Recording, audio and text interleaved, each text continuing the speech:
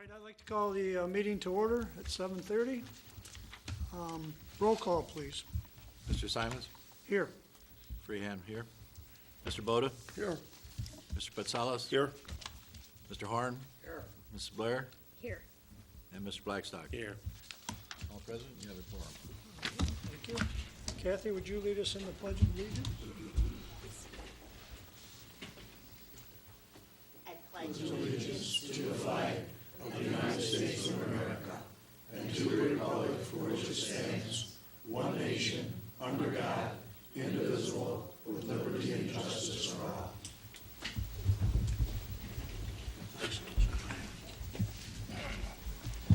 All right, moving on to approval of the agenda.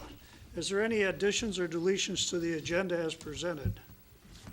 I have two. I would like to add the township insurance for the year and the drinking water monitoring program.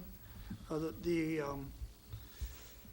drinking water monitoring program will be under unfinished business, and the township insurance will be under new business. Be item 5 under new business. Is there any other additions or deletions to the agenda? Here, Except for the consent and the disbursement. there wasn't any.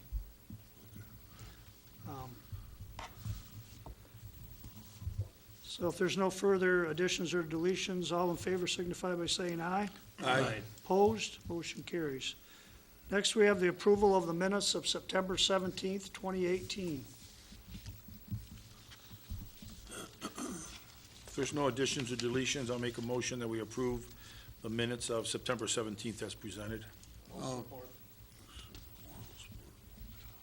it's been moved and supported that we accept the minutes, approve the minutes of September 17, 2018. Any further questions? Hearing none, all in favor signify by saying aye. Aye. Opposed? Motion carries. Moving on to public comment. Is there anybody that wants to speak about anything that's not on the agenda? Okay, hearing none. We'll move on to new business, DTE presentation by Stephanie Beers.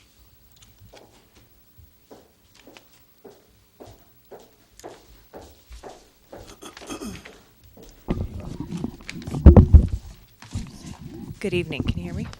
Yeah, should be. Is that okay? Let's see. Most that's for the TV. Okay, that works, we'll just go with that.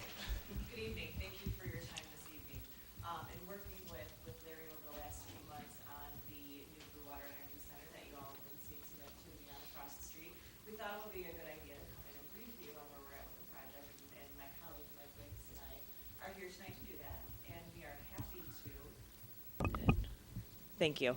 And we're happy to do that as frequently as we need to make sure that you feel informed about the project. So what we're going to do tonight, we'll keep it brief, but we're happy to answer any questions. We'll kind of give a brief overview of how we got here, kind of the timeline of activity to date, and then I'm going to throw it to Mike, because once we put the shovels in the ground and the dirt started moving, he knows a lot more about it than I do. So also, we have a symbolic gift to kind of represent the plant for... You guys a nice little plaque here with the rendering of what the facility is going to look like. Awesome. We got a groundbreaking shovel for you guys as well, too. Oh, good. Has it got the dates and all that on it, the groundbreaking? Yep, everything's engraved in there, so Oh, nice, yeah. do with it as you guys please. Thank you. Yeah, we'll get that up. I don't even know what that one up there is for. That's for Township Hall. Township Hall. So you really can't forget us now, right? You're going to look at us every... It's a Monday. All right, so without further ado, we'll keep it short, as I know you have a full agenda this evening. So as you're aware, we applied for the ability to build the plant back in 2017. We actually submitted our request to the Michigan Public Service Commission on July 31st of 2017, followed the new 270-day process to move through the regulatory structure of having basically kind of a court case, for more or less, to get the plan approved. It allowed folks to voice opinions for the plant, against the plant. It allowed the staff to evaluate whether this was the right choice for the state based on generation needs, based on plant closings, and based on other MISO requirements that we had to meet. So we were very happy on April 27th of 2018 to get approval from the MPSC to move forward and build the plant. So that was a very big day for us. Lots of happy folks around the DTE office that day and in Lansing. And by getting approval for that plant, we are investing $951 million in the community to build that plant that will power 850,000 homes within our service territory. We have roughly 2.2 million electric customers. So roughly a third, more or less, they're a third to 40%. We broke ground on August the 21st. Prior to breaking ground, we did receive approval on a couple of different permits, our water permit, our air permit.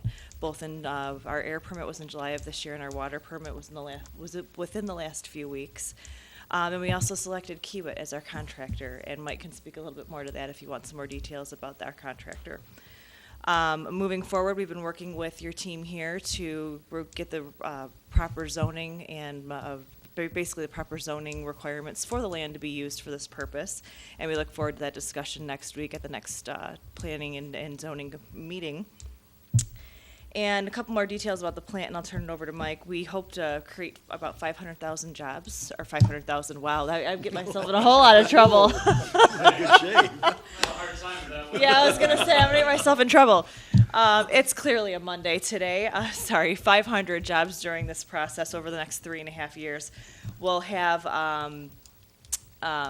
the plant up and running for commercial use, hopefully by spring of 2022. That's our goal. So roughly 3.5 years from now, pending we don't get more rains like we've seen today that will delay our project.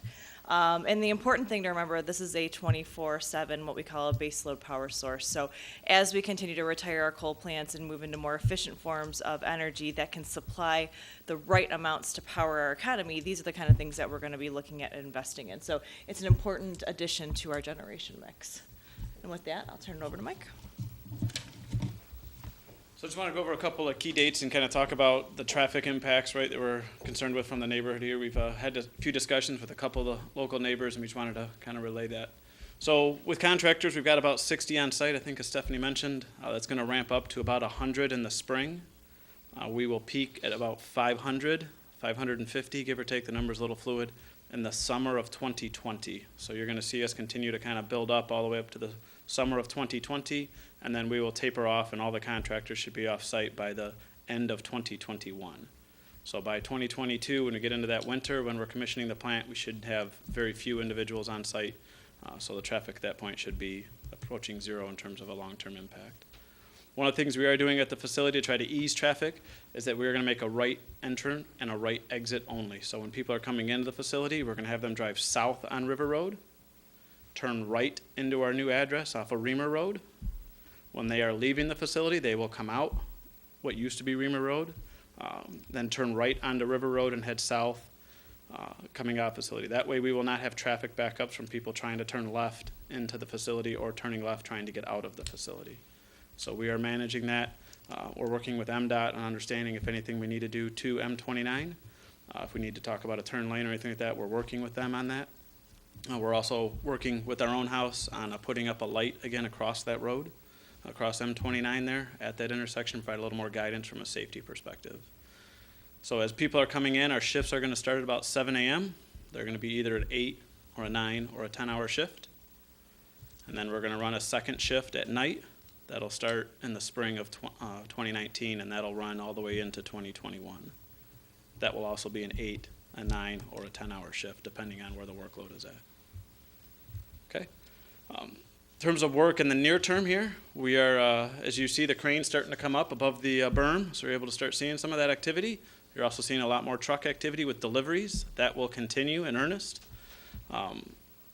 For the time being, we will start driving pile, which is driving big I-beams into the ground. We're going to drive, when we're all said and done, by the time we weld them all up, will be about 2,000 pilings total. They're either 50 foot long or 80 foot long at a time, and then we weld another piece on and drive it further into the ground.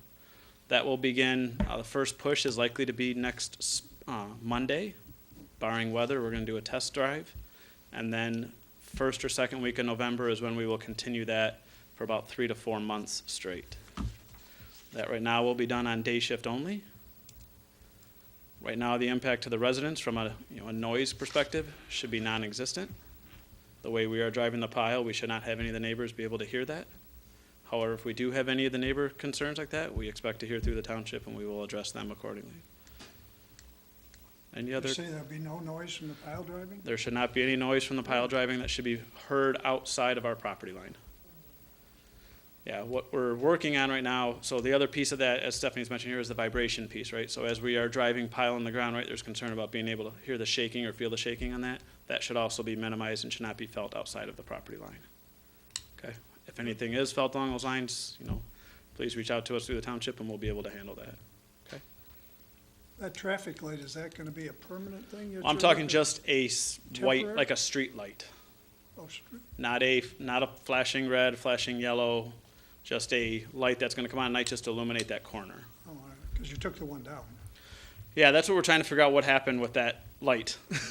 So we're looking to replace that light pretty quick here. So the other lead of the project and I have both initiated that request and we will get that processed accordingly. Any other questions? Meisner is a designated road for the trucks and everything, right? What's that? Meisner, it is a designated road for the trucks to go down and No. everything. Meisner has a weight restriction on the bridge, Right. so we don't Okay. wanna have a lot Because of that'll be big your way trucks. out, right? You'll be coming out, turning right, so you'll probably go to Meisner. So they're and gonna turn go, right. from a permitted load perspective, yes, they will get approval through the county and through the state for the permitted route, Okay, okay, when they're leaving the site. There shouldn't be any permitted loads that are leaving for a while. We are only permitting loads that are coming in at this point, okay, okay? Right now, Putty Gut is permitted up to Range Road, and then from Range Road to River Road, it is not rated for Class A. okay, So we will either come in our entrance there off of Putty Gut, okay. or we will come in through our own plat property off of King Road, or we will find another route through town up through St. Clair to come into the facility. Cause M29 is a Class A highway, they can travel M29 all the way. Right. Right. But they can't get, what I'm afraid of is the people coming in with deliveries, large trucks, are gonna get over on that Meisner Road, their GPS is gonna take them on that Meisner Road. So the one way that is certainly an opportunity, the way we are not allowing that to happen is we are requiring all of them to enter the facility from the north. So Okay. everybody should be swinging through St. Clair area or between the plant and St. Clair, coming If south they on come River down Road. Fredmore Highway to St. Clair and then right down Yes. the River Road, that would probably be their That closest way to that is go. the most likely route that we are expecting to see them take. Cause, like you said, Putty Gut Road is not a Class A, it's not bonded only to Range Road. It's only bonded to Range Road, correct? Range Road to King Road. I don't know how it is west of King. I assume Well, that it was is part of a grant that was given to that factory there. Yes. That's why they improved that road about 2 years ago. So, the other piece that I just wanted to mention real quick in terms of, the work activity as we're starting to pick up, from a traffic perspective, right, we will be, I don't think it's a big issue, but we're gonna be working Saturdays for the time being, trying to make up for some of these rain delays. So Sundays should be quiet all around the county, or around the plant site itself, so we shouldn't have any of those issues. That's what we feel right now is our biggest impact to you, right, and to the township here and the residents, right, is obviously the traffic congestion that we're gonna cause that shift change. But other than that, right, we shouldn't be at all impactful to anybody around here. One of the other things that impact there is that bike trail that crosses right where you're, and so far you've been keeping that pretty clean. Yep, and that will stay clean. We've got, we're waiting for some of the signage to come in. There'll be fresh stop signs that are installed there, small stop signs that'll be right there on the bike path. We're gonna have to adjust from the people who are walking and riding that area, right? Usually they stop a half mile to the south at our other entrance, and now we're gonna have to have them, get Right. used to stopping just a half mile to the north there at our new entrance. But, yeah, so far I've been watching, it looks like it's pretty clean, but, Yep, and that's should, what we wanna keep, yes. So weather permitting, gonna work right through the winter, everything? I mean, We will be nonstop for okay, about awesome. 3.5 years. Okay, So we will take the 2 weeks off around the holiday, Christmas and New Year's, but other than that, I think we'll be pretty much straight through. awesome. One other thing to add, all of the requirements that Mike spoke of, we had conversations with Mallard's Landing as well as Ascension, so they're aware of all the traffic changes, everything that's going on, basically everything that you guys just heard, we've had that conversation with them too. So we're working with them and adjusting to make sure that we don't interfere with their daily business and their staff as well. So, and they're supportive and they're in a good place, so. Does anybody have any questions for him? When this new one comes online, the old St. Clair plant's gonna shut down. Are they gonna tear it down? So right now, the path forward for St. Clair is to retire on or around 2023. What will happen to the facility after that point has not been defined. 'Cause I know they wanted to keep a deep water port. So, yeah, now the fuel handling equipment will stay in service through 2030 because that is what provides the fuel source for Bell River. So all the coal that comes in there on the barges, right, gets offloaded at the river and then transported via the conveyors over to Bell River. So this sounds out they're gonna tear down the lamps at the Canadian plant. Yes, I did hear It's about going that. down. Yeah, they just got notices. People along the river got notices. Yep, come over and provide public comment, I saw and heard about that. It's been closed for question. about 4 years. Do you have any special large pieces of equipment that are going to be coming in that are going to require something special in the way of Yes. overhead lines and that sort of thing? Yes. So that'll be one of the things we'll get into a little bit more in terms of the timing. We will take several heavy and large deliveries at the port or at the dock at St. Clair Power Plant. We will bring in large pieces of the boiler, potentially the generators and other very large components will come in that route. We will then work with the township, work with MDOT on closing M29 so that we would then cross that road at the north end of St. Clair Power Plant. We would go perpendicular to M29, come inside of the Bell River Power Plant, and then enter into Blue Water Energy Center property. The first time that's gonna be needed is well beyond 6 months, probably approaching a year before we would need to look at that. That'll be well publicized and communicated when. I was gonna say, you when the probably time comes will have together. advance notice for something like that. You'll know Yes, exactly when everybody that's will gonna be- be. And a lot of stuff's coming by rail too, isn't it? So the other piece is, yeah, what people will see is we're gonna bring in the big jet engines, the big combustion turbines. Those are about 300 tons apiece, about 600,000 pounds. Those will be brought in on a rail car. And then we will offload those inside of our plant property with a very big crane, put them on the same heavy haul trailer, and then bring those and set those in place. But major components will come either rail or will come via barge. But there will be many shipments on a barge that will cause us to block M29 for a defined period of time. It'll just be the crossing though, I mean. Yes, we should measure that in hours, hopefully in Yeah. midday when traffic is low. So we can stage things to make sure that we're not trying to, we won't be trying to cross at 5 o'clock in the evening. But King Road, just a detour to King Road for a short period of time would be. If necessary, people would, if they weren't there with a camera trying to take a picture of it, they could go down Putty Gut to King, back over, yes. And it won't be moving nearly fast enough. It's gonna literally be going about a mile an hour. You can Yeah, walk that's- faster than it can go. Your walking treadmills go a little bit faster, that you're supposed to be able to be healthy with your computer. I still have a concern. The only concern I have is that right turn coming out of the plant, sending everything to the south, because we're gonna be restricted to Recor Road Yes, and Meisner unless they head down into Marine City correct, to go across the bridge on 29. correct. That's gonna be the only crossing, so. So as we continue to ramp up the traffic and we're gonna see where everybody is setting up their house at, right? We're gonna figure out how much of the population is heading just west and how much of the population is heading south and how much is heading north. The individuals that are on site now, many of them are over on, actually more in Macomb County, from the ones that we're catching up with, so we'll Right. continue to see how that moves. Well, the residential traffic doesn't really bother Meisner or this one, but if we get a lot of trucks, Or- We are happy to make adjustments as things. and then you already know the bridge is going down in 2020. Yep. That is gonna be probably the biggest impact to the project right now Right. from the public perception, is how are we going to handle that shutdown of the bridge? That's our target date for the Yeah, I was bridge. gonna say, that's the target. We've been targeting it for a long time, but, Meisner Road Bridge. that could be adjusted or, Well, yeah, let's work through that, and if you guys are, we will work around you, obviously. We're gonna be busy all the way up, all the way through well, 2021. we're part of the Bridge and Road Committee for St. Clair County. We sit on that board, so I don't want to delay the bridge any longer I than don't I think you have want to, because of the state of it, but if it's 1 year or something like that, I would think that, maybe we could work with the county too, Okay, well, we can, to see how many trucks start going over it first. Yes. Because that'll deteriorate it faster than anything, because the concrete on the bridge is all like crumbling. yes. And we've had holes right where you can look right down through. Yes, it's time to replace it. So that's why they put a restriction on it. Yes. Good. Anybody else have any questions? Do you have any I'd more? just like to thank you for coming for the update, appreciate it. Sure Very thing. welcome. Happy- Hope Thank you guys for the come- picture and the shovel too. Yes, so We'll get put them it to good use. displayed.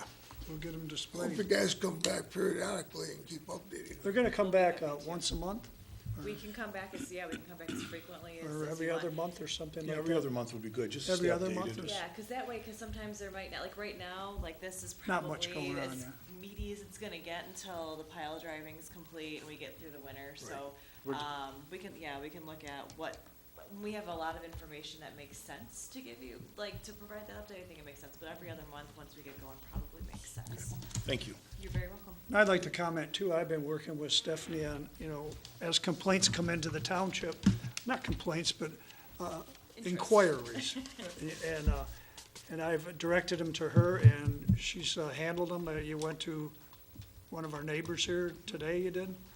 We went last week. Yeah, we were at Mallard's Landing on. Did that go good for you? Yes. Yes. Good. Yep. They want to put a presentation on at Mallard's Landing for the people there, because they're getting it from both sides. They're getting it from across the road, and they're digging that was something you didn't mention, they're digging a 24-inch water line. Yeah, so we're running an That's the electrical water line duct I bank, see which is being effectively dug like north of the a plant. raceway for electrical equipment underground, so all the cabling. We're installing that along with a 24-inch water line that's going to pull from the river inside of Bell River's existing intake structure, and we're gonna pump that water over to the new site. It's about a mile total distance, and we've That's got, the one they're digging right now on the north side of the plant. Right. yes. Like that. Yeah, as you're driving up River Road, it's very visible to see that current Yes. scar in the land, right? But they're So- not going to cut the road. They're going to go direction gonna- more underneath. Yes, we're working with MDOT on that permit. That is still several weeks out. That will not be done until I we're, happened to see it the other day, I said, must be a new water line, so. yes. Okay, thank you. Yes. Thank you. Thank you very much. All right, moving on to new business, item 2, St. Clair County Sheriff's Report. You have that in your packet too.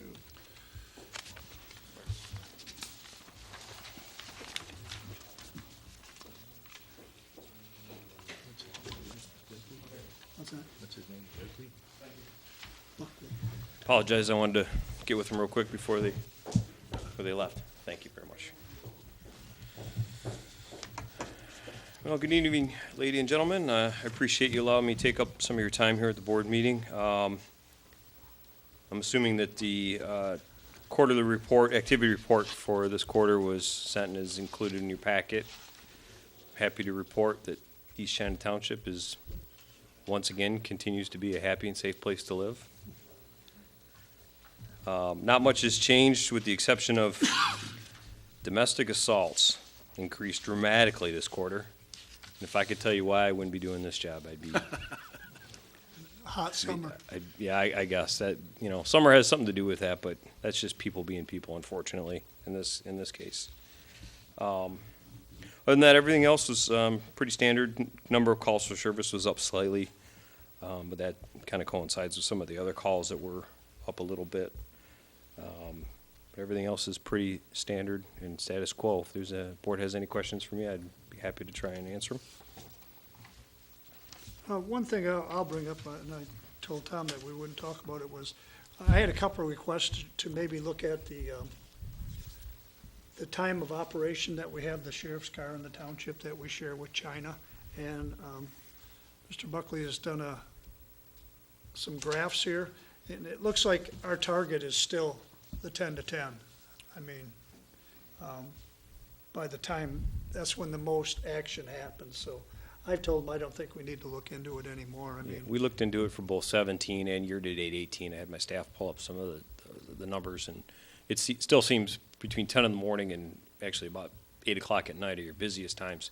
It starts to trickle off then, and it's not very busy before. So Right. at this point, I wouldn't suggest changing the hours of the car at all. we just had a couple of people that inquired about it, so got a hold of him and. It's a good thing to Nice look at job. now and again. You know, we've been doing that 10 to 10 for a couple years now, and we did that initially because we looked at it. You know, the cars used to start 7 in the morning, I think, one day, and 6 in the morning the other day, and we realized that first 4 hours they really weren't doing a whole heck of a lot. There is some, you know, increased traffic obviously on 29, and then some of the more busier thoroughfares that time of morning, but not really enough to justify having that car on for 4 hours when your busiest time is usually in the afternoon, evening. So anybody else have any questions for the sheriff? Looks good. I think you're doing a good job. Great, thank you very much. Like I say, we'll be talking to you before the end of the year. Absolutely. Contract's up this year, so I know that, I was telling Mr. Simons before the meeting that, our staff accountant at the county has started looking at it, and she's hoping to be able to send me a copy of the tentative contract to give to you guys. Hopefully by next month. They'd like to have that approved in November, or early December, so that we can get it signed and in place by January 1. Just one question. Did you do anything specific in the way of prevention activity and that sort of thing? Working with groups or? We do have some neighborhood watch groups and things like that, at request, we can come out to any neighborhood group or any neighborhoods themselves or any organization. We used to kind of offer those now and again, but we really got a low turnout if you just offer it and say, next Tuesday night, we're having a meeting, come out. We get 2 or 3 people trickle in, and it's really not worthwhile. So we kind of wait for groups to contact us. One of the things that we're doing in our road patrol, or our law enforcement captain, Captain Matt King, has really been involved in the ALICE program. If you're not familiar with it, ALICE is an acronym for Alert, Lockdown, something else, Counter, Evade. I don't remember it offhand, but it deals with active shooter or active killer. We've really spent our time focusing on schools and places of worship, things like that, that are really kind of target groups. We're starting to expand that now to other agencies or groups. You know, if there's a business or the township was interested in having that, looking at that program. It's a program that's been adopted by St. Clair County, the Emergency Management Group, and all the law enforcement agencies in the county have adopted that as kind of the blueprint of how we want to train people to respond to an active shooter. So you do have that available? We do have that available. It's at no cost. We don't charge anything for it. We've got about 7 or 8 deputies trained in how to present it now and teach it. So we can do that for any groups that are interested. Thank you. Okay. Thank you. Any Thank other you. questions? Appreciate it. Thank you. Thank you. Thank you for Sheriff. coming. Okay, moving on to, we have a mutual aid agreement with Marine City and St. Clair. This is an agreement that we've had, it expired, it was a 10-year agreement. Expired in 18, May of 18. But, I guess we're just asking if the board wants to continue the agreement. And what it amounts to, and Dwayne could help me here too, we have ties between St. Clair and Marine City, water line ties, we have valves. If they get into trouble, we can feed St. Clair or Marine City, or vice versa. We really used them when we had the fire at the Edison.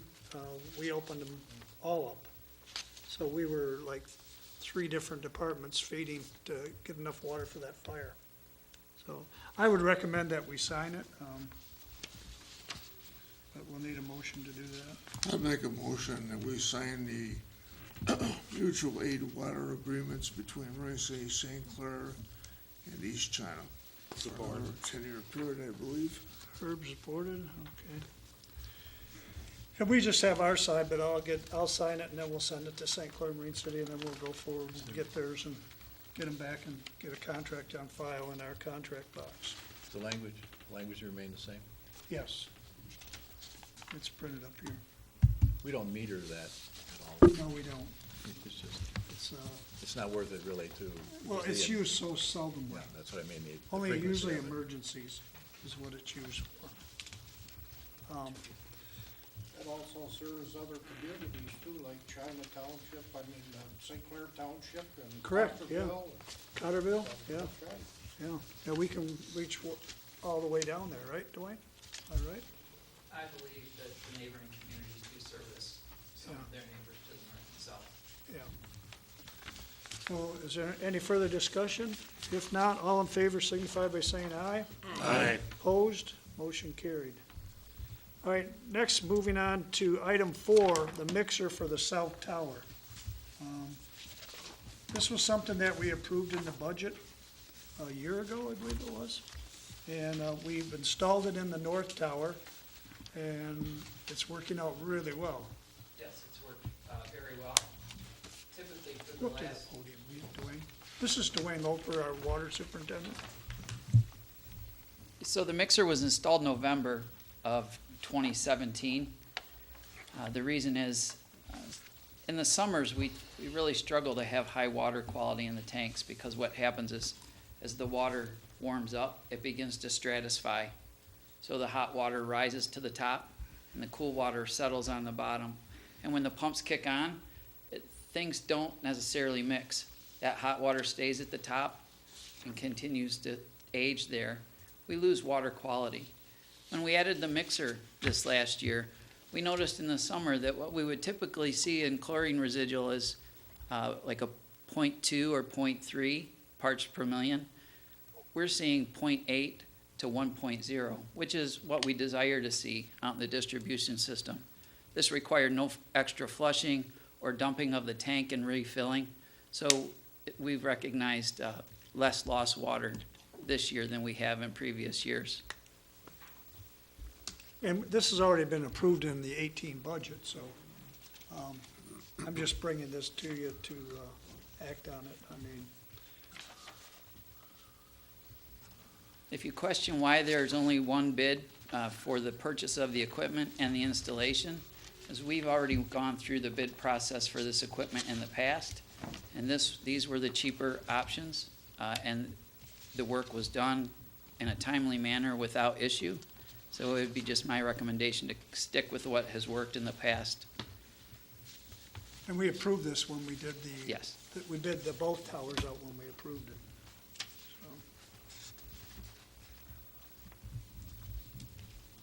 So the two numbers, just so I understand this, one of them's for the system, the other is for the install? Correct. Okay.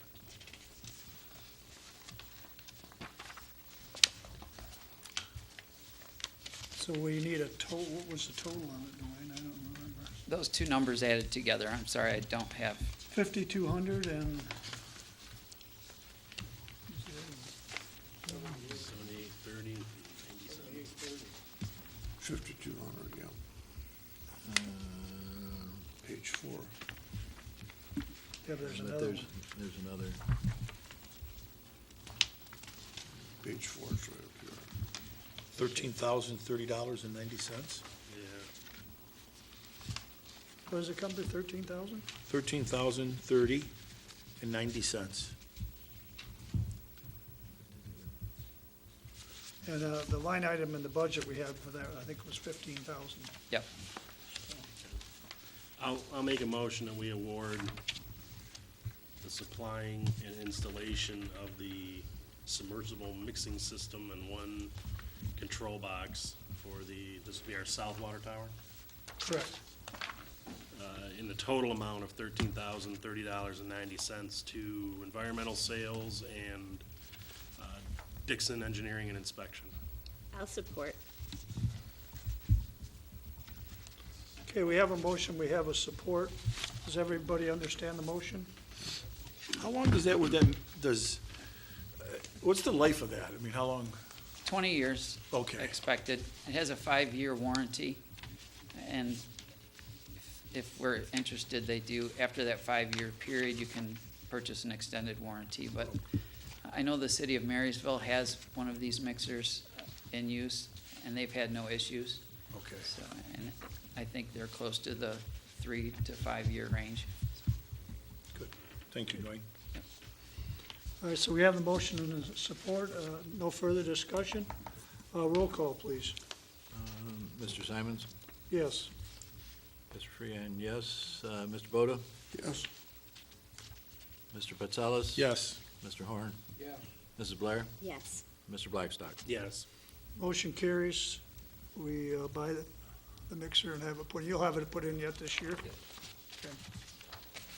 All right, moving on to new business item 5, the insurance. We have 2 bidders on the township insurance, Nickel and Saf and the power plant. So whoever wants to go first, go first. I'll take it away then.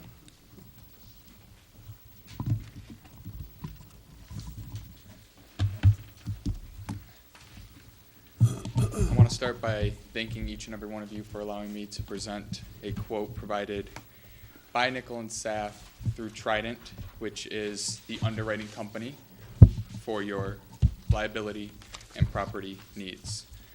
I want to start on this point of additional coverages that come into play by going with Nickel and Saf.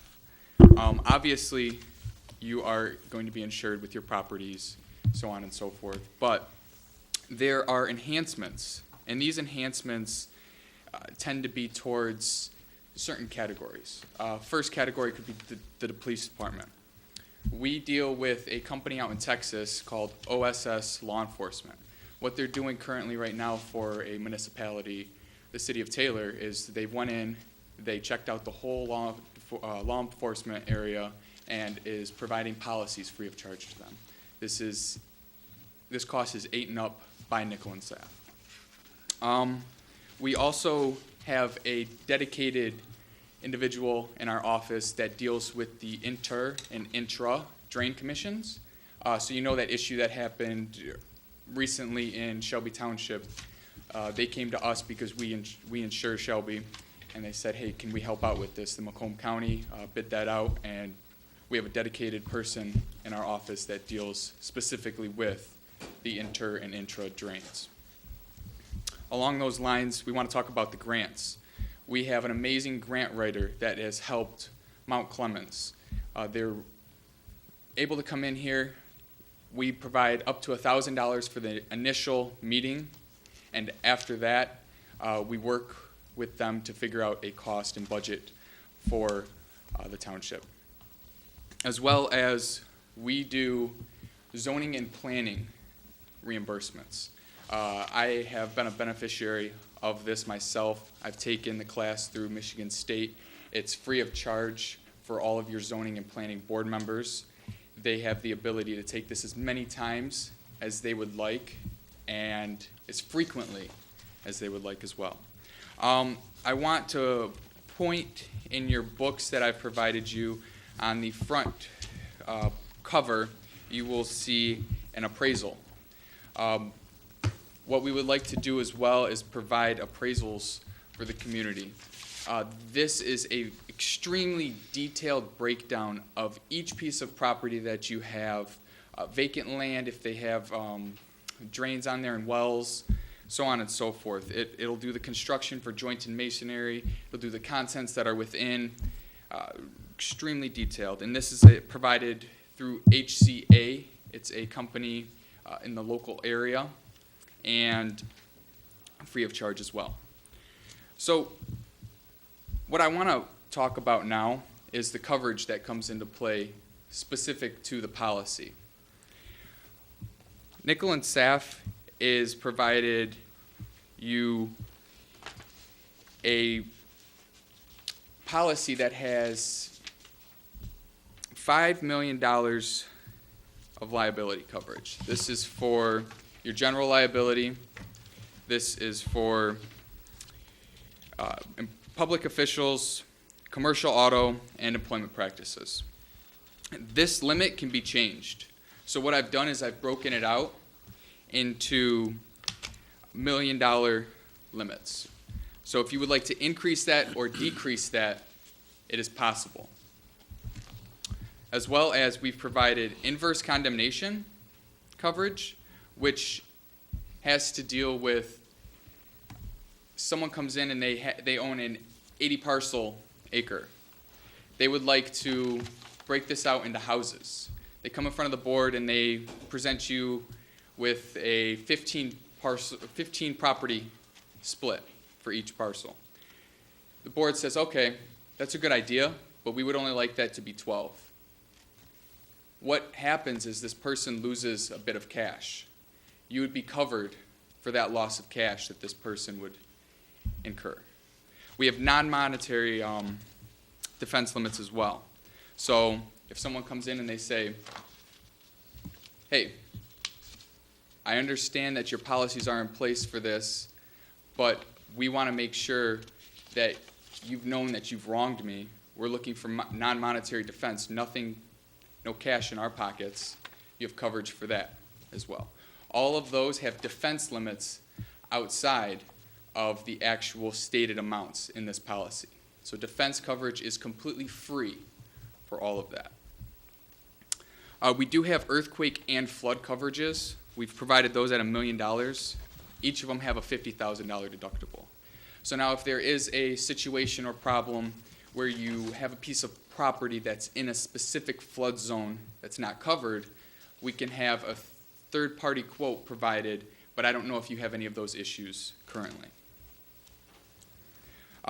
You have the ability to choose any legal counsel that has been or acquainted in the municipality industry for a number of years,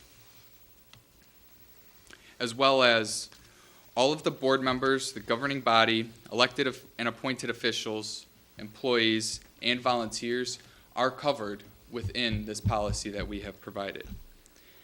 You have the ability to omit terrorism coverage or select terrorism coverage. That's at a charge of $342. You have the ability to elect to accept cyber liability and data compromise or admit that. That's at a cost of $1,888. We have provided bonds through CNA Western Surety. There's 4 bonds placed: the treasurer, deputy treasurer, clerk, and deputy clerk. These bonds come at a cost of $440. These are state-regulated bonds, so they have to come into play. There's no option to omit that. Really, in the past years, you've had a low frequency and a low severity to your claims. There's only been 6 claims in the last 5 years on record, and they're only totaling $16,000 and some change. So again, low severity as to the frequency. Can I open this up now to any questions specifically about the coverage that comes into play? Yes, These Larry. bonds that you're talking about for 440, do we have those currently? To my knowledge, You said they're mandatory. yes, to my knowledge, you should. What I can do is, as soon as we accept the coverage, I can go through your booklet and see if it's in your policies currently. What we found is there's a community up north that we've just secured, and they didn't have a deputy clerk. So we were able to save them an additional $100 up until they got a deputy clerk in office, excuse me. So this could be a fluctuating charge depending on the positions that are currently filled or not.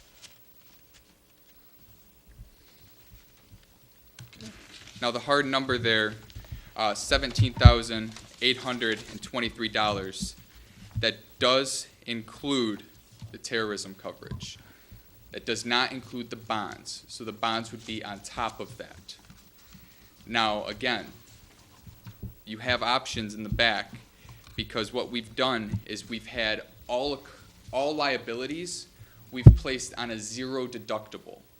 So currently, you guys have $5,000 deductible, but in crunching the numbers and doing the math, we thought as though it would be best to place you at a 0 deductible. It's only an additional $578, but for 1 or 2 claims those come about, you're automatically saving that money initially, instead of spending more and then eating up to $5,000 worth of claims in certain categories.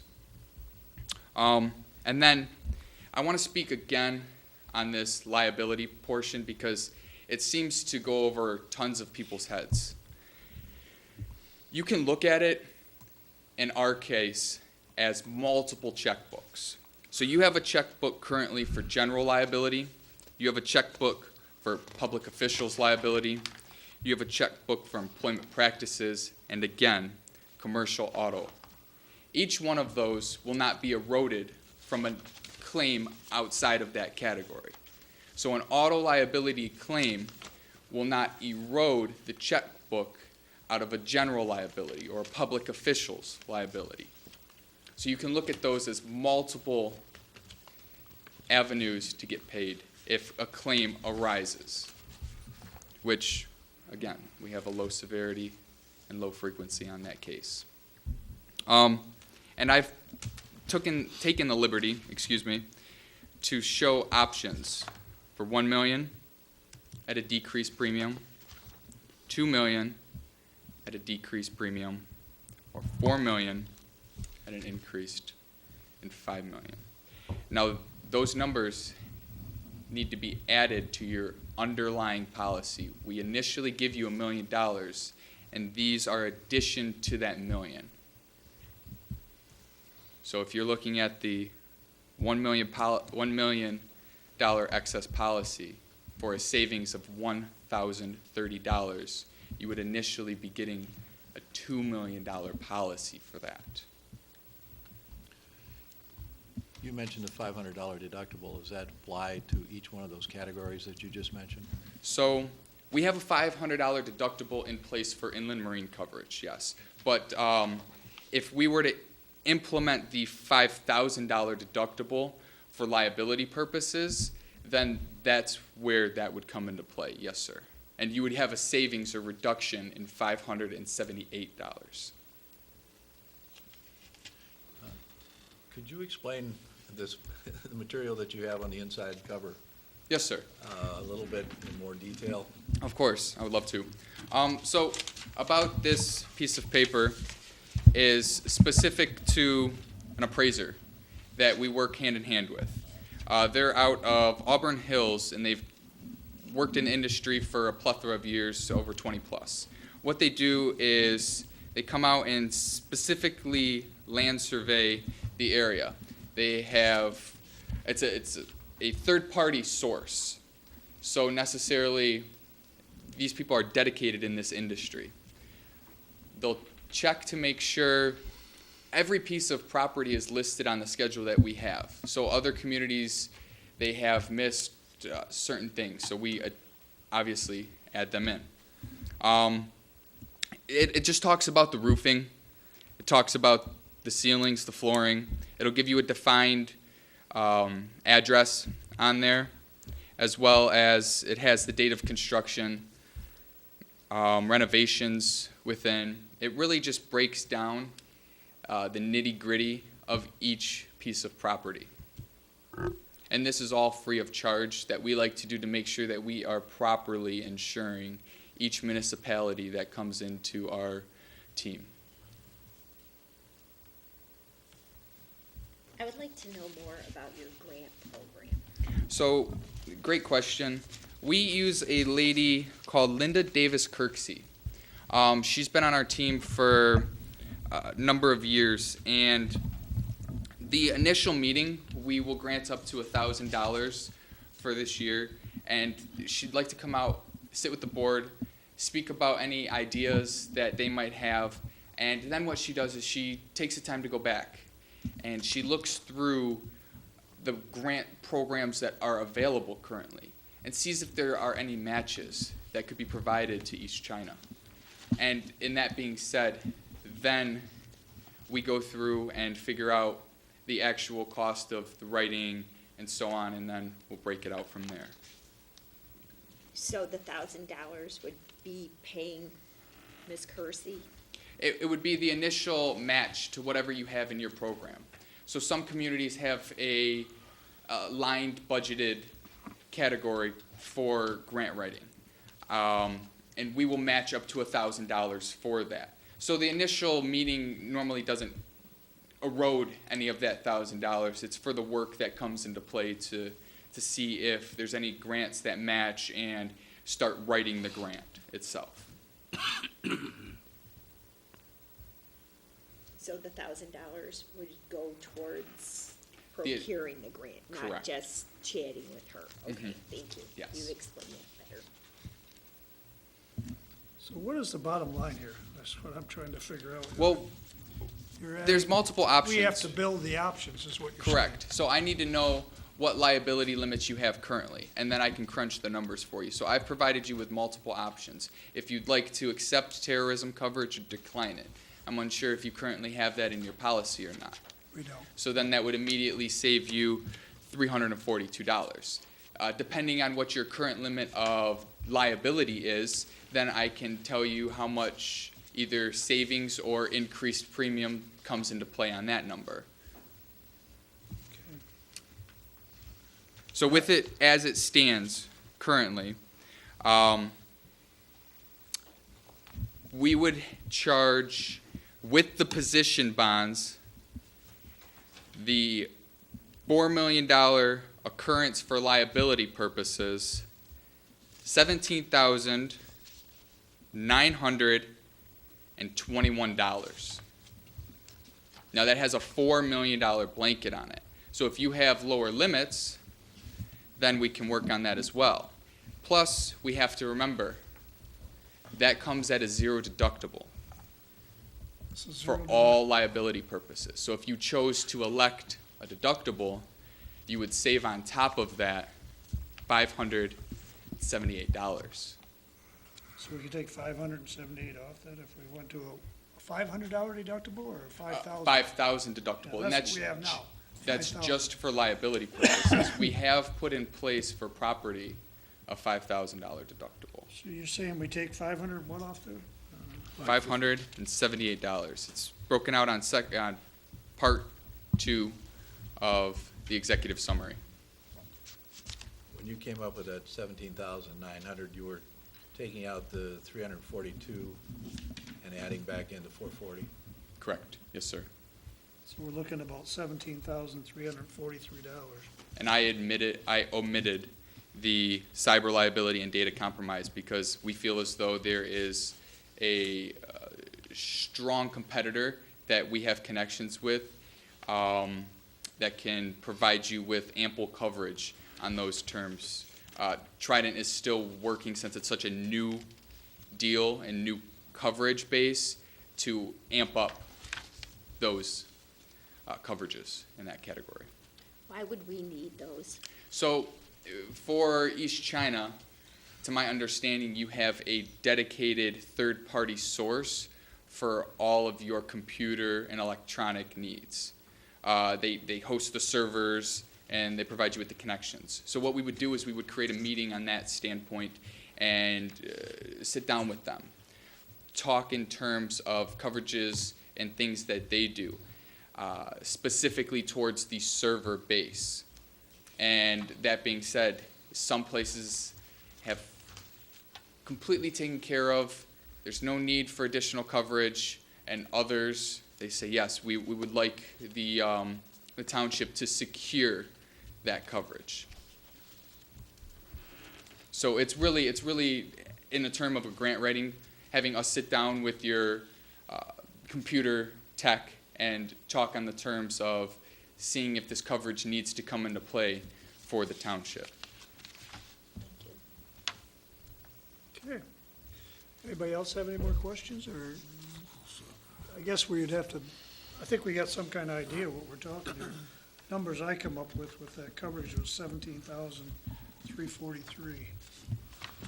That's with the 440 for the bonds and minus the 578 if we went back. Minus the 342, Right. minus the terrorism coverage. Yeah, I took Yep. without Terry coverage. I took this number here and started. Yeah, 1741. Yeah. I took the 17,441, added the 440 to it, came up with the same numbers that John came up with, and then subtracted the 578 for the, Correct. if we go to the $5,000 deductible. Yes. And that would match your property as well. Why would we need terrorism? So, a while back, we never really thought that this would actually need to come into play. But with that being said, it's a coverage that protects from homeland terrorism as well as native or outside terrorism. So homeland is somebody comes in and they've strapped on a bomb and they're looking to cause harm to the community and their civilians. This terrorism coverage would come into play for all of that. God forbid something along those lines even has to be spoken about, but yes, that's a And coverage if we that don't is have that and a provided. terrorist comes in, are we still covered? No, sir. Not for That's the other, those terms. not for, like, if they blew up the building, the building wouldn't be insured? And there was proper, they could find Prove it reasoning was that it terrorist. is terrorism.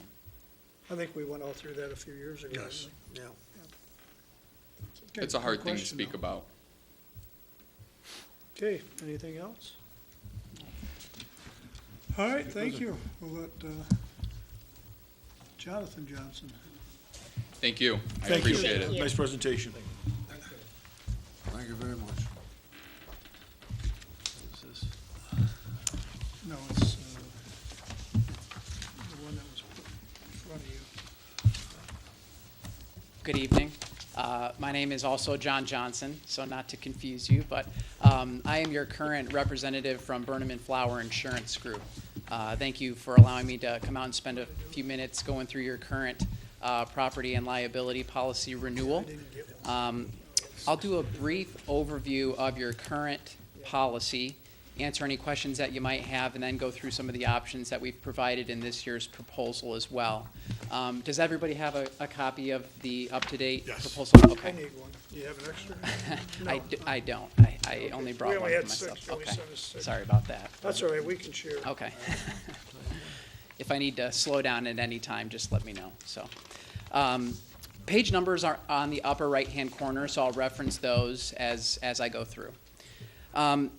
To start off, just wanted to go over the actual program that you're currently enrolled in. You are a member of the Michigan Township Participating Plan, or the PAR Plan. You've been a member of the PAR Plan for a number of years now. I know for a few years you had switched programs and switched carriers, but since then you've come back and been enrolled again with the PAR Plan for a number of years. You had worked with Larry Clever in the past, and since he was last out, he has retired, so I am his replacement. So nice to meet you all. The current renewal is a November 1 renewal date, so we are coming up on the property and liability renewal. And just a few program highlights on the inside of page 2. As far as enrollment and participation for the PAR plan, there are about 1,300 other members of the current program. The breakdown of that membership is about 940 other townships, and then the rest of those members are either water authorities, standalone fire or police departments, and so on. So you are definitely in good company in your current program. A couple highlights in that yellow highlighted box that you'll reference. Dividend returns to date. The township has received just over $800 in dividends over the last few years. If you recall, that is a program the PAR plan started 3 years ago or so, and it is a return of a percentage of your premium dollars.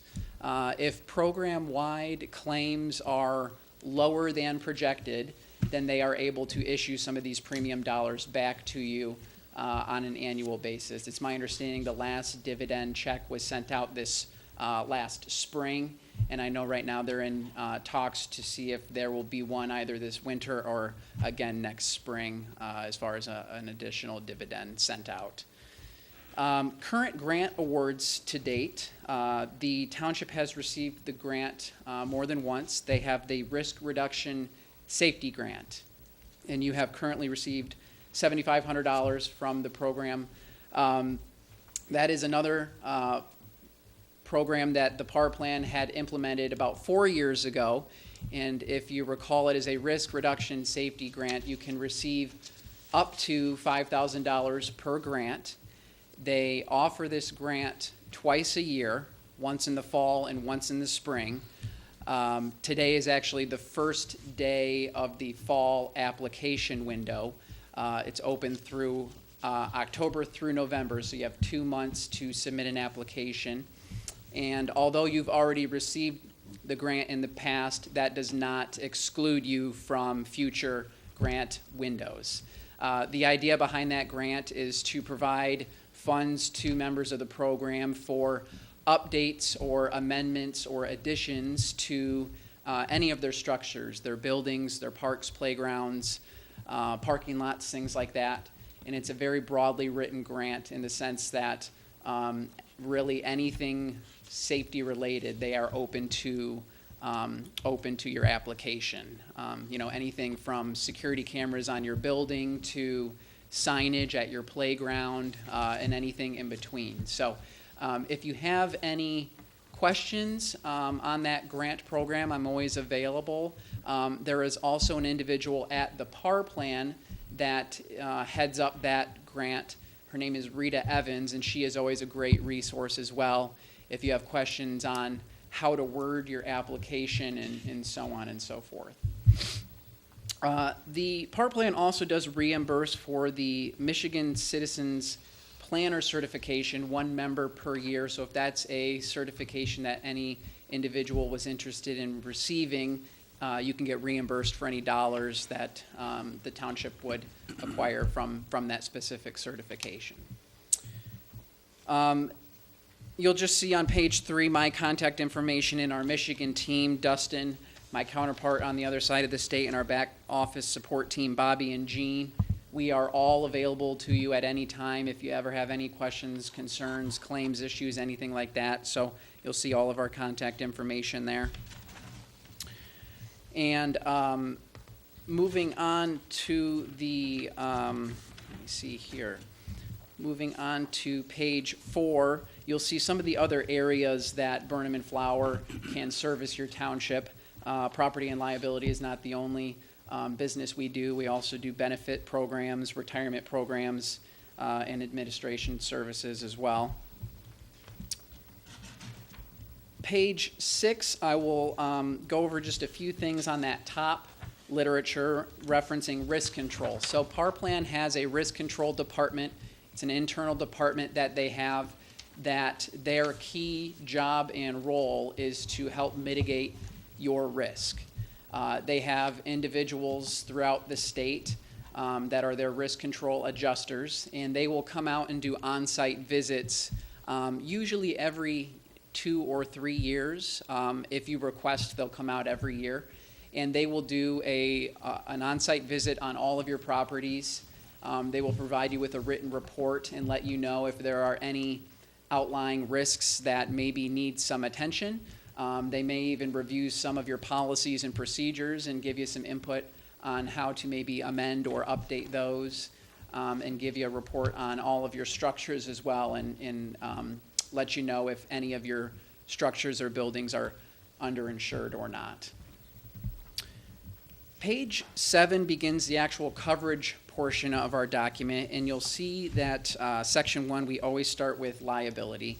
The first question is, who is a named insured? A named insured is any member of the governing body, any member of any board or special commission, any elected or appointed official, any employee, and any volunteer. So really what it comes down to is anyone working on the township's behalf is going to be covered under this policy document.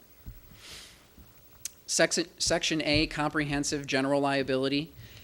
You'll see your per occurrence limit listed, and this covers things like bodily injury to others, property damage to others, and it also covers personal and or advertising injury, more commonly known as libel or slander cases. Currently, you do have a $3 million per occurrence limit. You do not have an aggregate, meaning you are not limited to any number of liability claims in a given policy term.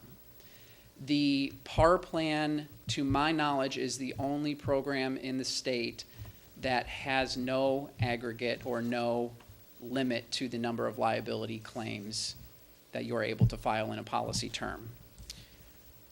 Currently, you do have a $5,000 liability deductible, so any expense above that limit would be then covered by insurance, again, for any liability situation. On page 8, you will see a pretty lengthy list of additionally and automatically included extensions of the general liability. Many of these extensions have been added and amended through the years since inception of the program to cover things that maybe originally were not a big risk factor to townships. If you have any questions on any of the specifics on that list, yes? What is a cemetery professional endorsement? What is that? Cemetery professional is an endorsement on the general liability policy, covering liability at any cemetery that the township either owns or is in charge of maintaining. And it also extends coverage to the actual headstones themselves. Since the township doesn't own headstones, if they are ever damaged, vandalized, tree falls down and knocks over anything like that, that would be covered under liability, not your property coverage, because again, it isn't technically township property, so you can't insure them under your property section. So that's why the endorsement has been added to the liability section. Does the 5,000 deductible come into play? Correct, yes. Yep. Would that be like per stone or if? That would be per claim, so per incident. So If a you have tree one limb fell down and storm, took 4 stones out, then we would have, correct. Yep, that would be one incident, yep. I don't know, I would think 5,000 is, I don't know how much a stone is. They got Yeah, right above it that neighborhood. probably depends on the style and size and type of stone, yep. What is the elected and appointed officials' residence and place of employment? That is an extension of, again, of the general liability that extends general liability to your residence. If you are doing any type of township business at your residence and there is a claim that is filed and they somehow tie you to the township, then the general liability extends not only to township properties but to your personal residences as well.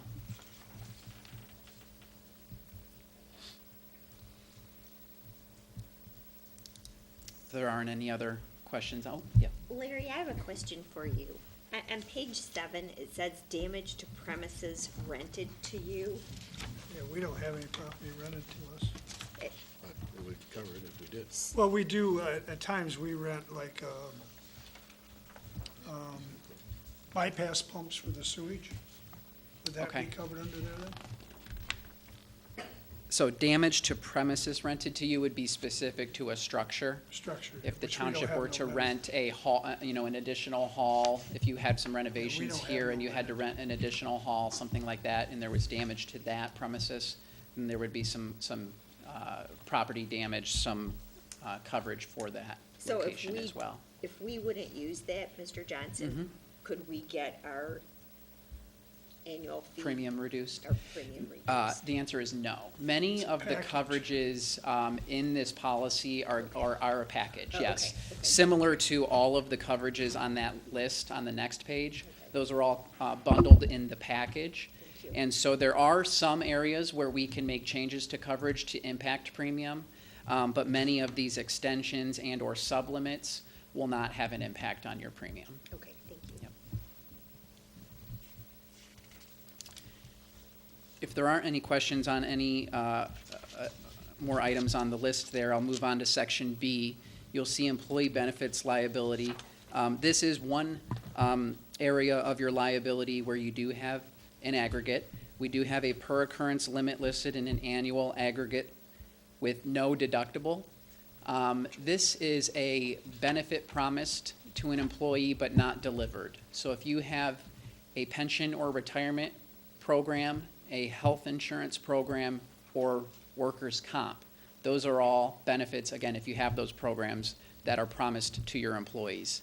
If due to a clerical error or a lapse in coverage or something along those lines, an employee does not receive a benefit that was promised to them, then there is coverage under the property and liability policy to pay the difference or pay that benefit.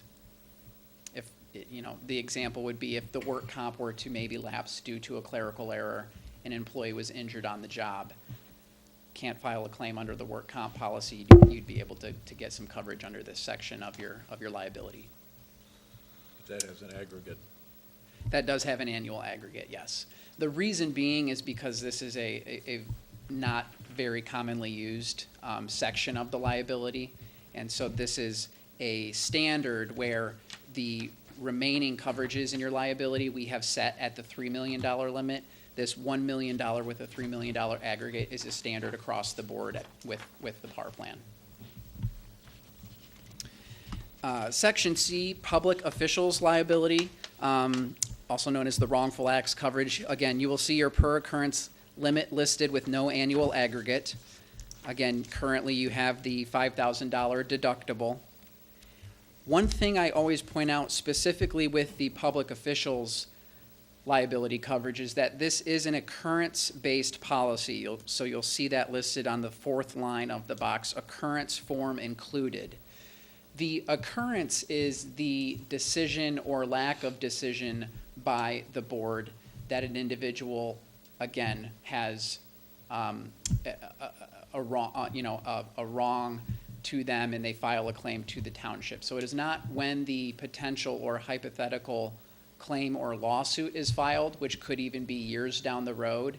It's the actual decision that is the occurrence, and this part of your policy does not expire up to the statute of limitations. So the benefit to having an occurrence-based policy is that if at any point any of you individuals decide, even a few years from now, that you're done serving the township and are ready to retire from your position, even after you leave, you will know that all of the decisions you've made while on the board are still covered under this document.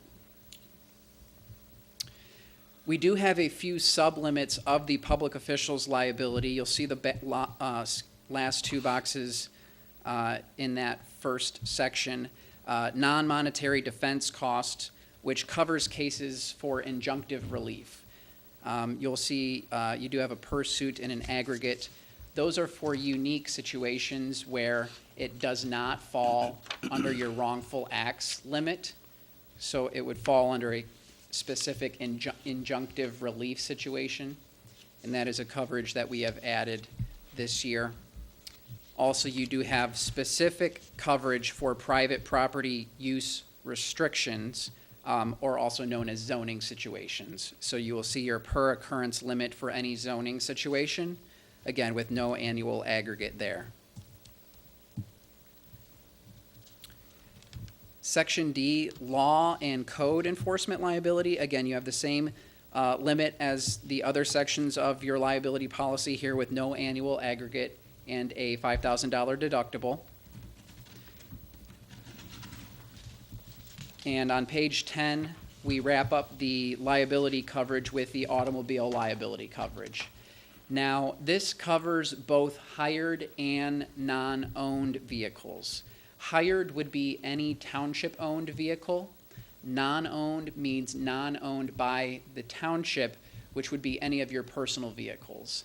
If you are driving your personal vehicle, again, for township business, and you are in an automobile accident where there's a liability situation, your personal auto insurance will always cover you first. But if that policy is not adequate or your limits are not adequate, then the township's auto liability coverage will be a secondary coverage or secondary buffer for you.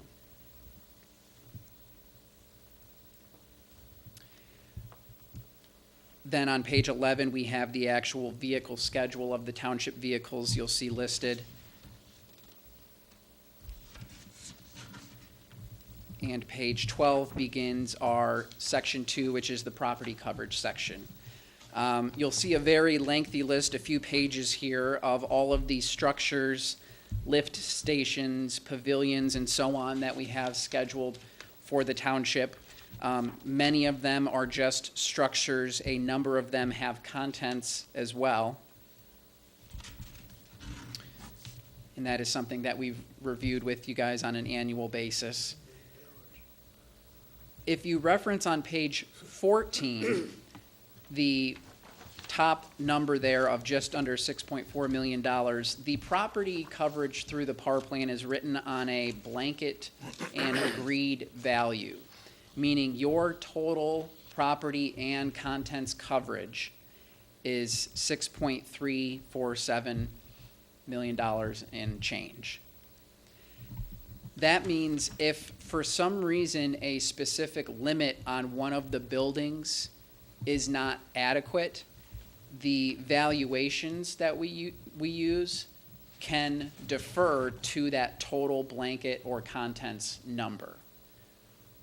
So if you've done a renovation or something along those lines and that renovation did not get reflected in the actual valuation of the building, and we have a totaled out building, your bottom line property coverage is the $6.347 million number. Again, another bonus to have that blanket valuation for buildings and contents.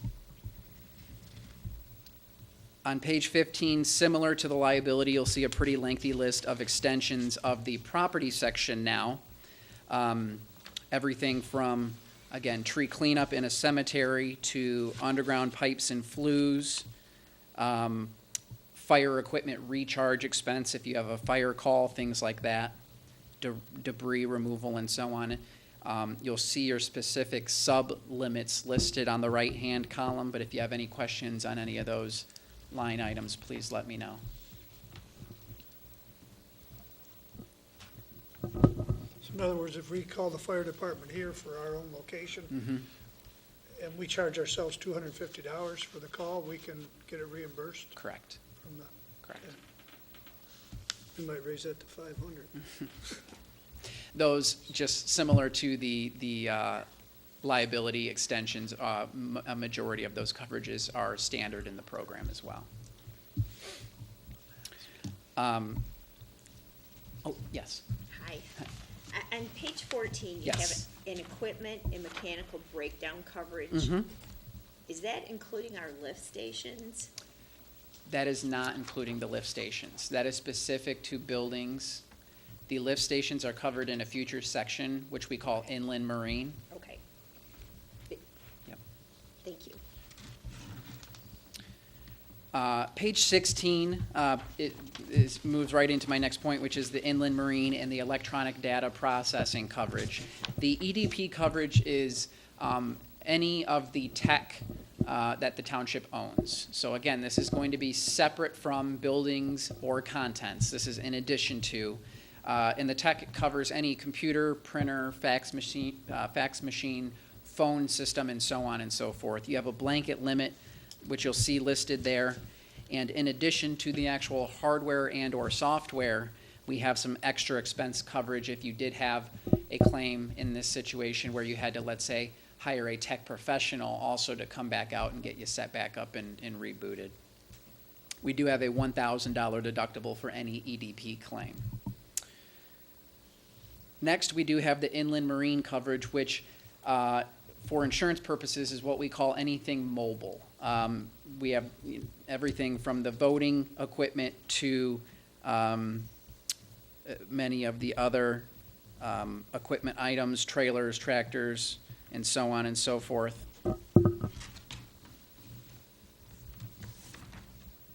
And I apologize, Catherine, I did misspeak. The lift stations are covered under the property section. If you reference back to page 13, we do have those scheduled under the property section. I misspoke there. So those would be subject to the mechanical breakdown extension.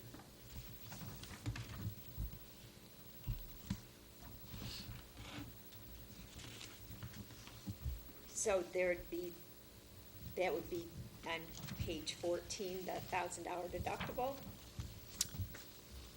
Page 14. On page 14, for property and contents, you do have a $5,000 deductible. I'm reading in the middle of it. Oh, excuse me, yes, yes, that is your sublimit deductible. Okay, so that would include our lift stations. you're Correct, telling correct, us. yes. Thank you.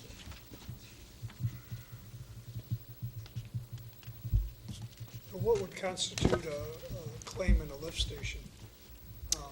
Flooded? With lift stations and water claims in general, there are always a lot of moving parts. Water backup and certain claims like that, there are sometimes going to be exclusions for. Mechanical breakdown coverage in itself, though, is an extension or a separate limit from your building and contents coverage. And so they have separate criteria that have to be met for the actual mechanical breakdown coverage to come into play. I would have to probably look further into that with my claims adjusters on what exactly those criteria are. I know it's much more common to have a traditional property or contents claim than a mechanical breakdown claim, but we do provide that sum limit for those situations where, if, I again. mean, like the St. Clair River comes over and floods the lift station. Luckily, they were all submersible pumps, so we didn't lose that, but. Yeah, many water claims, depending on how and where the water comes from, they can be found to be deemed what they call, in insurance terms, an act of God. Water bodies rising generally is going to be excluded from many property sections. The mechanical breakdown, it would be more of a traditional, actual problem with the equipment where there was a malfunction. Okay. So again, we have the inland marine coverage, which is all of the mobile equipment. That list goes from page 16 to 17, and on page 18, we have the third section, crime and bonding. This all covers township funds.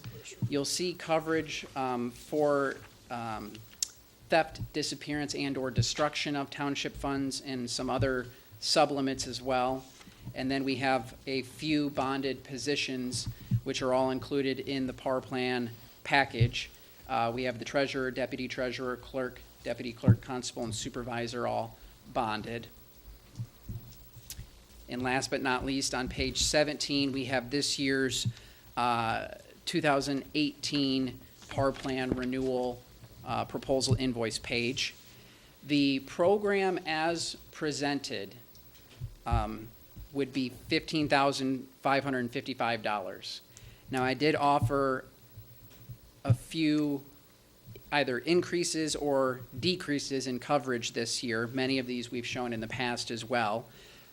Things like the terrorism coverage, the cyber liability coverage, and some additional increases either in liability or some decreases in deductibles.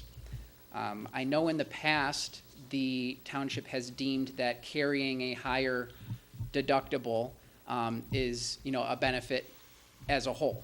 And in many instances, it is. As you can see from your claims history, you've had very, very minimal claims over the last many years. And I think that is a reflection of your choice to carry a little bit of a higher deductible, not only on liability, but also on property coverage. With that being said, because of your great track record of filing minimal claims over the years, we can make some tweaks to those deductibles for a very, very minimal increase in coverage now. And so you'll see what tweaking some of those deductibles would add to your annual premium.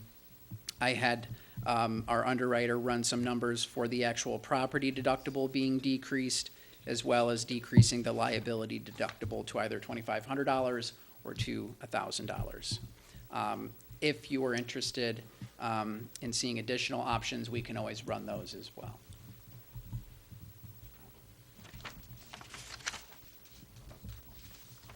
So if we wanted to cut our deductible in half, it would only cost us like $200 on both the If you were, liability and the property. if you were to combine the two additional premiums, correct. This one, and this one. The dividends that were returned, that, We don't have going back to the first page, Mm-hmm. 81377, was that per year, or was that over the 3 years? That's since the dividend program has started. So it's over the that's 3 years Over then? the 3 years. Over the 3 years. Correct, correct. It is a percent, every dividend is a percentage, it's on a percentage basis of your premium dollars. Okay. So the higher your premium is, of course, the higher dividend you're going to receive. I believe the last dividend, like I had mentioned, went out in April. And it's my understanding that since they started that dividend program, they have been able to issue at least one dividend per year. And we hope that that will continue as well. Thank you. This 15555, that's Yes. for the identical coverage of which we have right now. Correct. That would be the coverage as presented in this document. And then Nickel and Saf, they were promoting the $4 million liability, so that would cost us another $553 if we wanted to go to, instead of the $3 million, to go to $4 million. Correct. And again, that would be on a per occurrence basis with no annual aggregate. Okay, does anybody have any questions, or?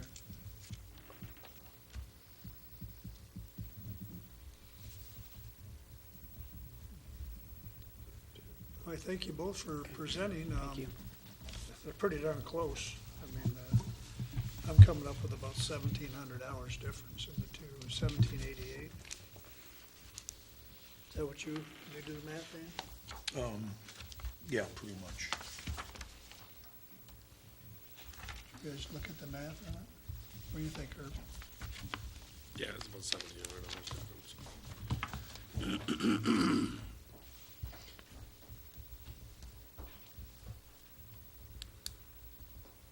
Well, I can see there's differences in the two, but basically there's a lot of similarities in the numbers.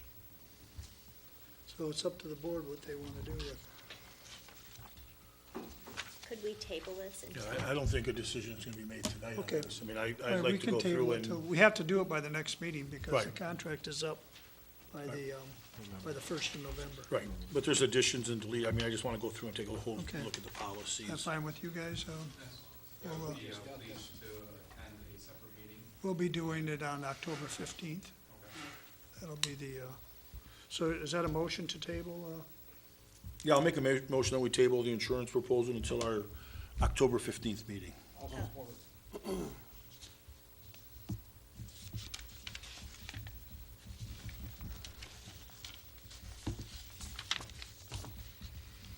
Because it is a lot to digest right now. And, if we want to do some additions in that, we can look at that. Okay, is there any further discussion or questions on the table? Everybody understands the motion? All in favor signify by saying aye. Aye. Opposed? Motion to table. It's passed. Moving on to unfinished business, the drinking water monitoring program. We've got Dwayne that sat here patiently for an hour and a half. We've got the thing in your packet right here.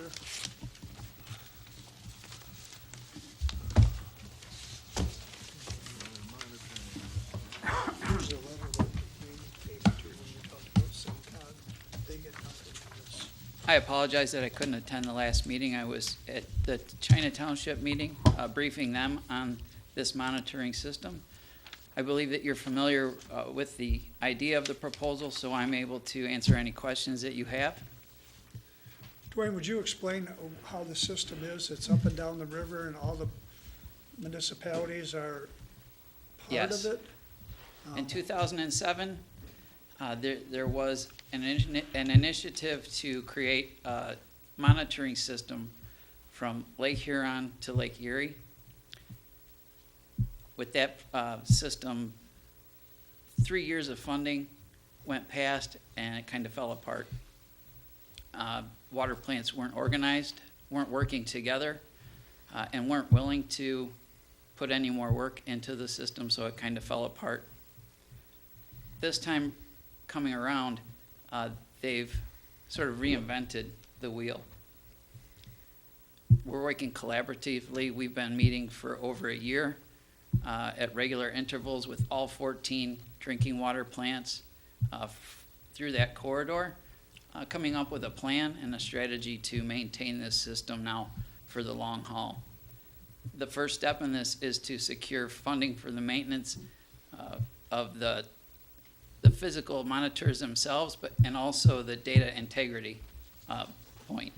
So that's the WQ data maintenance. That is the $1,000 portion of the four. So $1,000 of the $4,000 a year that we're asking for goes to the data integrity and maintenance. The other part of this request, the $3,000, is the maintenance of the equipment itself. The total bid for every plant up and down this river and lake system is $56,000. There was only one bid by ECT to do the work. So that is the price tag for the maintenance of this system. And it was split up between the 14 municipalities evenly to maintain this for 5 years. So that's what they're asking, is for a 5-year commitment of $4,000 a year. 2 weeks ago, I was at China Township.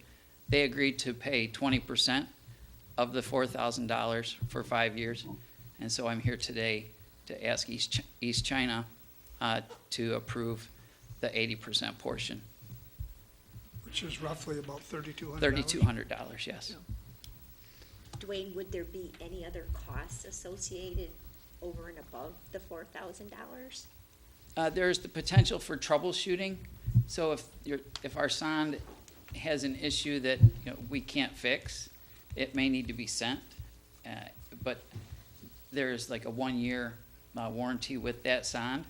So typically you wouldn't expect a whole lot. It's about 2 foot long and about 3 inches around. It will be encased in a piece of PVC. So it's not like it's just out in the elements, susceptible to damage.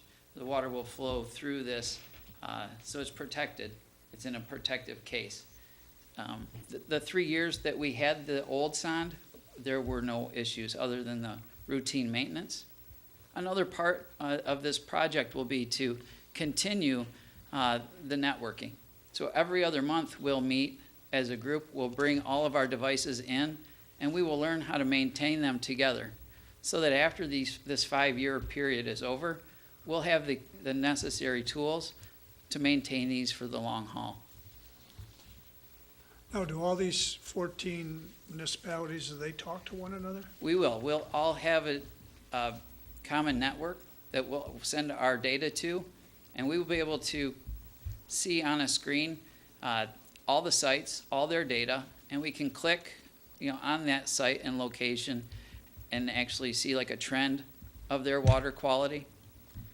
This is all in the guise of the idea that if there's a spill somewhere within this region, we will know when, where, and how long it's lasting. Right now, there's nothing, right? No. Other than the Other emergency than, manager? relying on the people who spill, or the general public who may see a sheen of some sort. Dwayne, what happens at the end of 5 years? Do we renew it for another 5 years, or do we maintain? What happens at the end of 5 years? At 5 years, Marysville at this point has their old equipment and is very familiar with the maintenance of that old equipment. So I would say in 5 years, I would probably be comfortable in maintaining it ourselves. Okay. But the equipment of $21,000, we do not pay none of that back? No. They pay for that whole? Yeah, all the that is equipment. part of a $375,000 grant. The SEMCOG and the MDEQ worked together to secure from the state of Michigan, and all of the equipment and the first year of the data logging and maintenance is all part of that grant. So it'll all be ours at the end of 5 years? Yep. The 56,000, you just divided it by 14? Yep. There's no per residential customer, business customer, it's just? That would be up to each municipality. I do know for a fact that one of our neighboring communities adds a portion for the maintenance to their water bills. So that would be strictly up to But I the mean, government. the way that we came up with the 4,000 for East China that we're working with, is just divided 56 by 14. Yep. Has everybody agreed to this, or is this in process right now? No, everybody, I think we're the last holdout for this.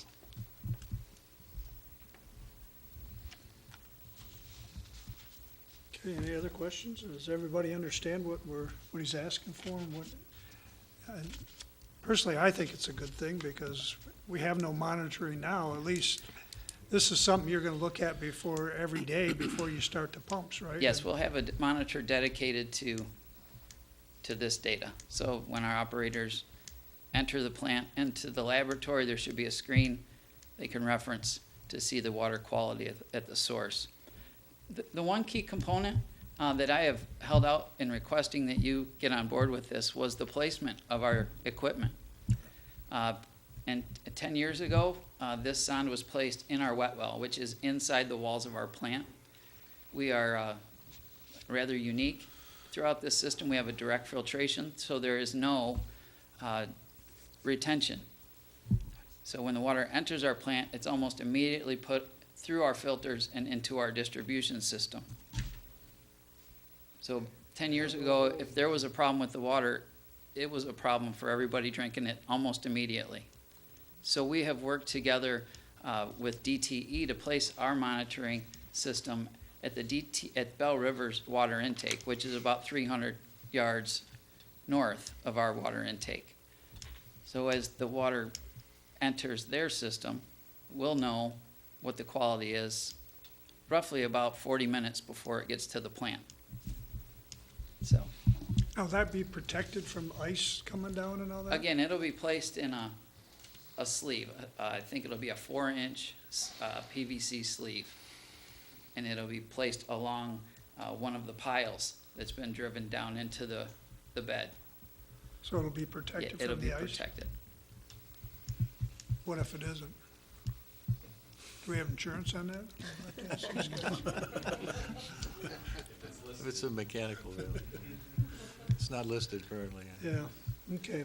I would move to confirm a commitment to participate in the Erie Corridor Drinking Water Monitoring Program for East China at a cost of $3,200.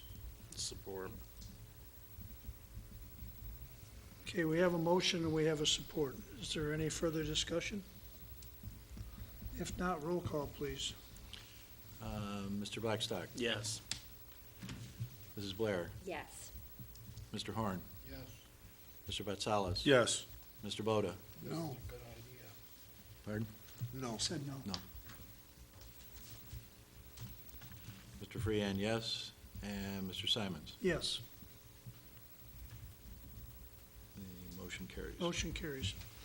Okay, moving on to announcements. We're gonna have the flu shots. There was a little bit of mix-up on these flu shots, but we're going to have the flu shots on October 5th from 8 to 12 in rooms 1 and 2 at the River District Hospital. So, people can get in there and get those. Sorry for the mix-up, but it wasn't our fault. We didn't get it. Do we know is that just for seniors in East China, or is that, It's pretty much, I think it was geared towards seniors. do they give the senior flu shot? Do you know that? I don't know that. Flu shot or the senior flu shot? I don't know that. Huh? Last year was the senior. Yeah. I don't know that, well, maybe they just look at me and figure my age, but they never ask my age, but Can our employees get that flu shot if they want to, or I don't know that. they have their insurance covered? I think their insurance covers a flu shot anyways. Okay, any other questions on the flu shot? All right, moving on to member comments. Mr. Horn, I have nothing tonight. Mr. Passalis, I don't have anything tonight, Larry, thank you. Mr. Boda. I have nothing this evening, thank you. Robert? Just a reminder that we have an election coming up on November the 6th, and October the 9th, Tuesday, October the 9th, is the last day for voter registration. So anybody that wants to vote has to be registered by October the 9th. And that registration can be done here at the township, or by mail, or at the Secretary of State's office. Bob, I got a question. The last number of elections, the way I've gotten absentee ballots. Do we have to come back now, because your news of jobs, we have to come back now and say we want absentee ballots? Any request for an absentee ballot that was put in for the primary, if you marked it, I inherited all of those. No, So, it's just that each year, or each election, the former office manager sent us the forms over, she just automatically did. everyone who is on the permanent AV list should have received an application for absentee for both of the elections. The ones coming up, The one coming up, we haven't got anything, have we? I don't know, I would have to check and see. We haven't set the AVs We out have yet. not received the ballots yet, so the absentees have not gone out. So if you wanted to check and make sure that you have a request in, I would have to go through and see. But anybody who's on the permanent AV list should have received from the person who was handling things before, should have received something at the end of June. Okay, anything else, Bob? That's all, thank you. Herb? Nothing, thank you. Kathy? I wanted to thank Marine City Nursery and the Beautification Committee. We got some great landscaping taken care of. Mr. Simons helped us with a couple of Not many. decisions, and the place looks great. Thank you. That's it.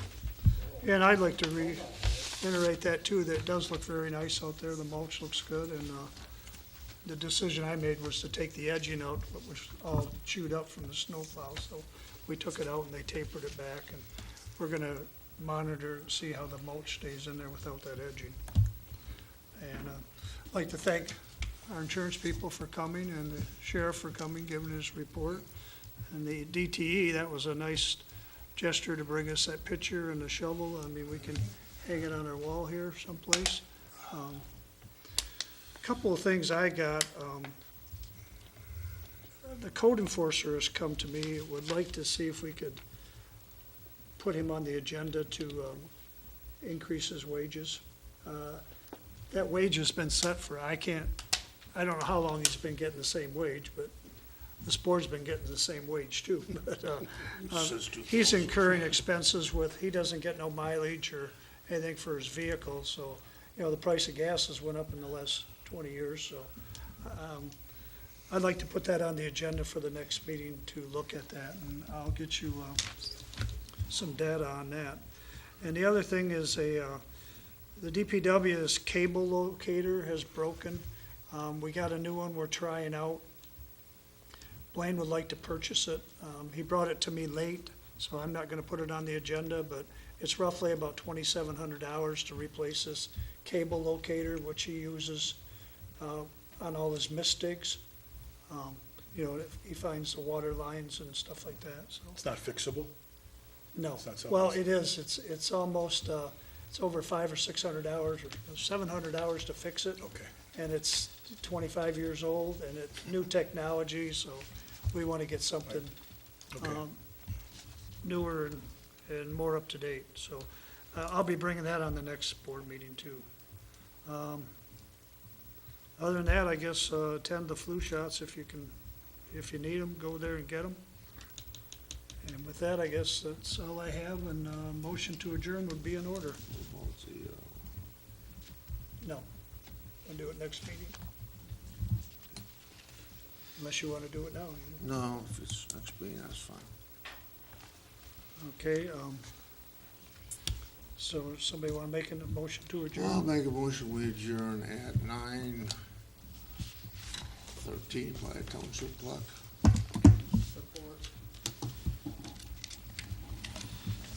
All right, we have a motion to adjourn and a support. Any further discussion? Hearing none, all in favor signify by saying aye. Aye. Opposed? Motion carries. We are adjourned. Thank you.